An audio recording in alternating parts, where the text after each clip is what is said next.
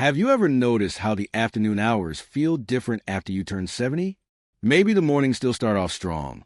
You wake up, stretch a little, make your tea or coffee, and the day begins with a sense of purpose. But then, sometime after lunch, the energy dips. The house gets quieter. You feel a little slower, a little heavier, maybe even a bit lost in thought. That stretch between lunch and dinner can feel long. And for many people, it's the part of the day that slips by unnoticed.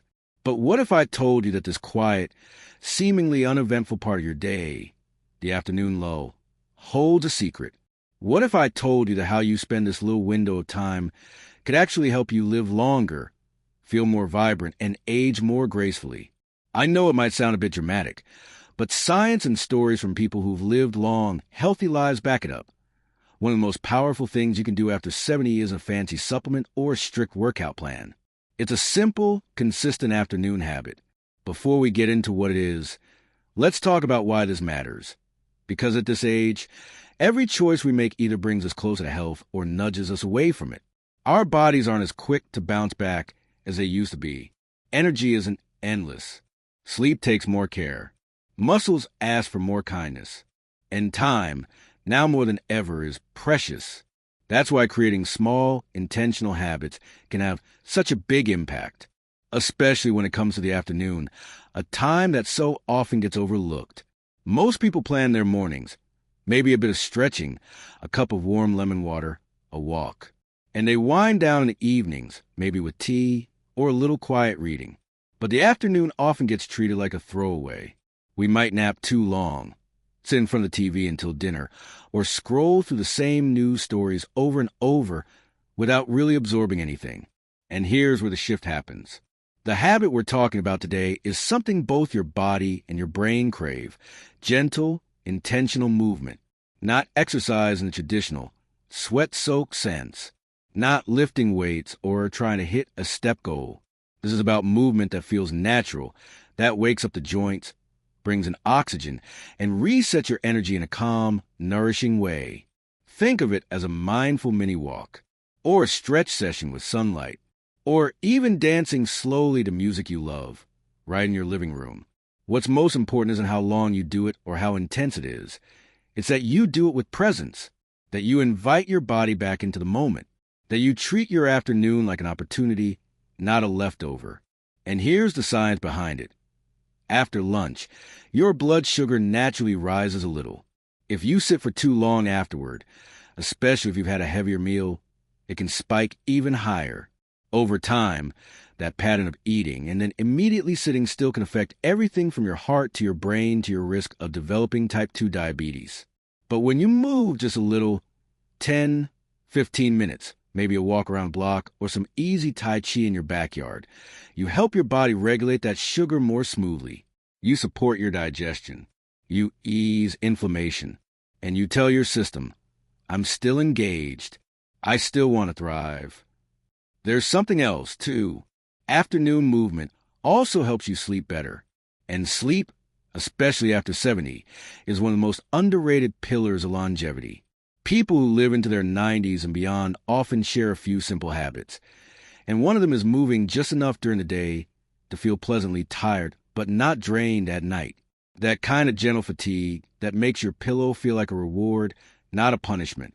And I get it. Some days your body doesn't want to move. Maybe your joints are aching or you're just not in the mood. That's okay. The point isn't to push through pain or force yourself into anything rigid. It's to find a rhythm. Even if it means sitting in a chair and doing some light arm circles or neck stretches while listening to your favorite song. Even if it's just standing by the window, gently shifting your weight side to side while watching the trees move in a breeze. This habit isn't about burning calories.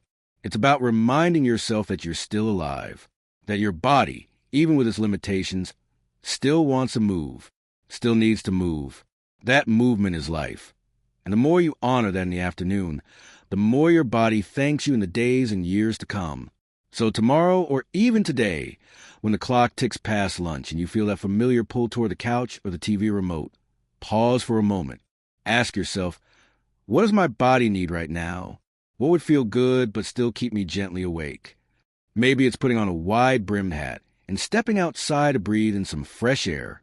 Maybe it's turning on a classic tune and letting your feet guide you across the room. Or maybe it's just moving your spine a little, stretching from side to side, giving your body the signal that the day is not over yet. Because it's not, and neither are you. There's still time, precious, beautiful time, to make choices that support your well-being. This one little shift, this gentle afternoon habit, might seem too small to matter, but that's the funny thing about small things. They add up, especially when done with intention, especially when done with love. Let's keep going. So, now that we've gently stepped into this idea of afternoon movement, not as exercise, not as a chore, but as a way of reminding your body it still has purpose, let's look at how this small habit reaches beyond the physical and touches something deeper. Because here's the thing, movement in the afternoon isn't just about getting the blood flowing or helping your digestion. It's also about reconnecting with your aliveness. After 70, it's easy to feel like some parts of life are slowing down or even slipping away. Maybe you've retired. Maybe the kids are grown. The grandkids live far. Maybe you've lost people. And maybe, if we're being honest, the days can start to blend together a little more than they used to. That's why the afternoon matters so much, because it's a quiet time. And in that quiet, you have a choice to withdraw or to reawaken. There's something beautiful about choosing the latter. So here's what I want you to try. After you've had lunch, and after you've let your body settle for maybe 20 or 30 minutes, go find something that gently invites you to move and be present. Something that lifts your spirit even just a little. Maybe you step outside and check on your garden, even if it's just a pot of herbs on a balcony. Maybe you walk barefoot in the grass for 2 minutes, just to feel something different beneath your feet. Maybe you water your plants, sweep the porch, or take a slow stroll down the street while noticing the color of the sky. This isn't busy work. This is ritual. This is your way of telling time not to run away from you. And while you're moving, take a deep breath and ask yourself, how am I doing right now? Not yesterday, not last year, right now. Because often when we move our bodies, our minds soften too. The stress loosens. The worries take a step back. And we start to hear ourselves more clearly.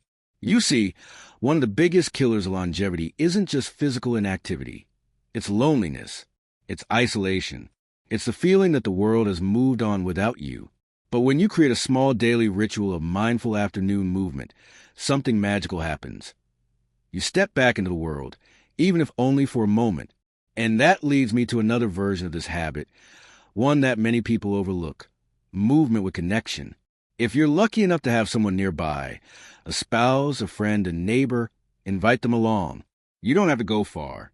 A walk to the end of the street, or even just circling your garden together, can do wonders.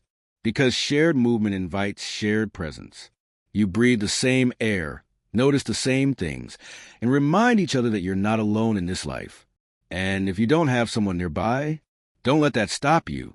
This can still be your sacred time. Maybe you bring a phone and record a voice message to someone you love while walking. Or you take pictures of the flowers you see and send them to a friend. Or simply smile and nod at the people who pass by. That small gesture, it keeps you human. It keeps you connected. There's even research showing that people who move their bodies in gentle, social ways, like group walks, dancing, or gardening clubs, have significantly lower rates of depression, dementia, and even cardiovascular disease. It's not just about muscle tone or steps counted. It's about community, purpose, belonging. And yes, I know not every day will feel like a good day. Some afternoons will be rainy. Some will be filled with aches. Some will find your heart a little heavier than usual. But even on those days, see if you can do something. Swing your arms while sitting. Rock gently in your chair. Turn on some music and let your fingers tap to the beat. Keep telling your body, you matter, you still have life in you. Now, if you're thinking, but I've never done anything like this before, I want to tell you something important. It's never too late to begin. There is no cutoff date for self-care, no expiration for joy. Whether you're 71 or 91, the body responds to kindness. And movement, done gently and regularly, is one of the kindest gifts you can give yourself. Think of it this way.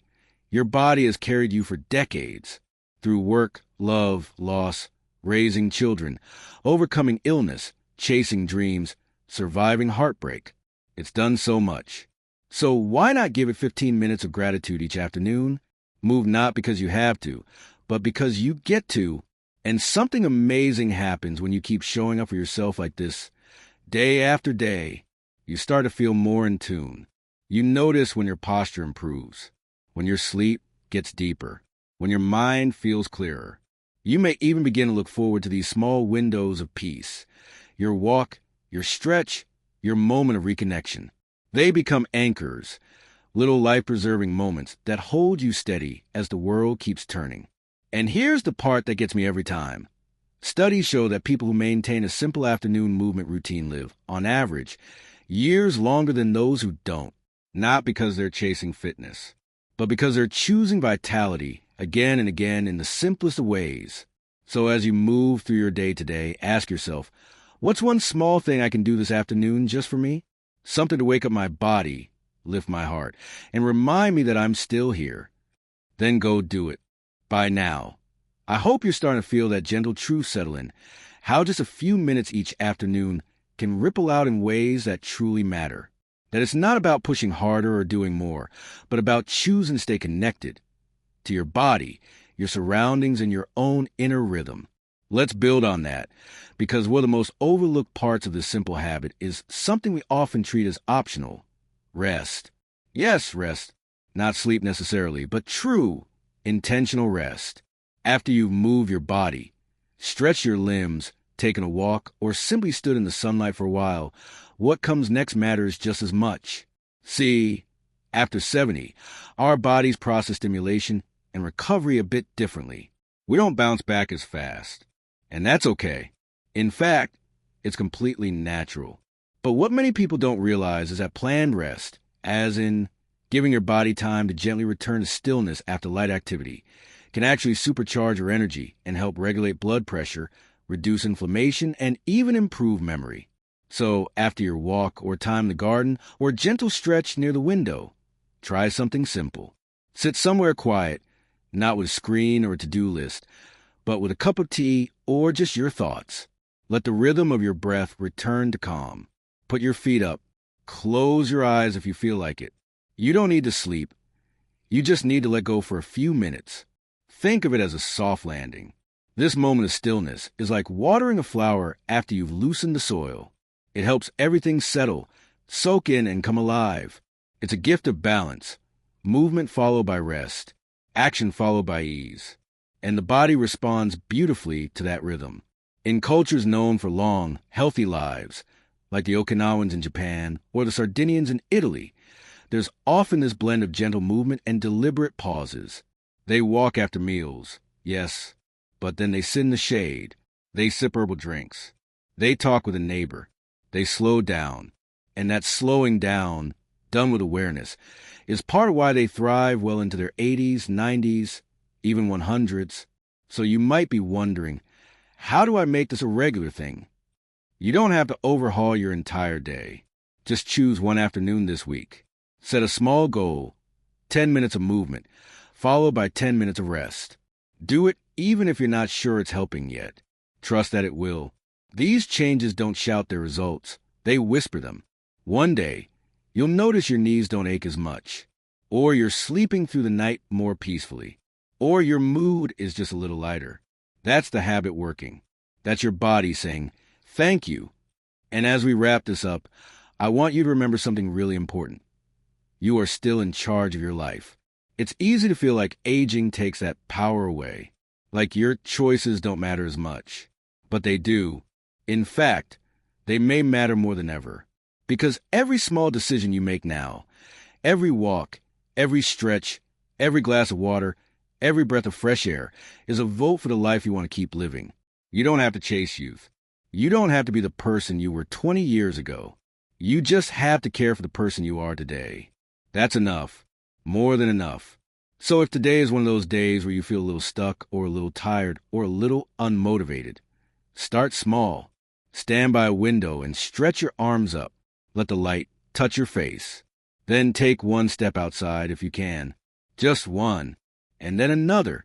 Let those steps carry you forward, gently, kindly, into the next chapter of your day. And if this message speaks to your heart, if it reminds you of someone you love, I encourage you to share it with them. Maybe this becomes a habit you do together, even from afar. You can call each other after your walks. Send a picture of what you saw. Tell each other how it made you feel. These small connections are not small at all. They are threads of life being woven tighter. If you've enjoyed this conversation, I invite you to share your thoughts in the comments. I'd love to hear how you make your afternoons meaningful. And if this video brought you even a moment of clarity or peace, don't forget to like and subscribe for more content that speaks directly to you, because you deserve to feel seen, supported, and inspired. Thank you for being here with me today. Here's to choosing life, one quiet afternoon at a time. Here's to living your best life at any age.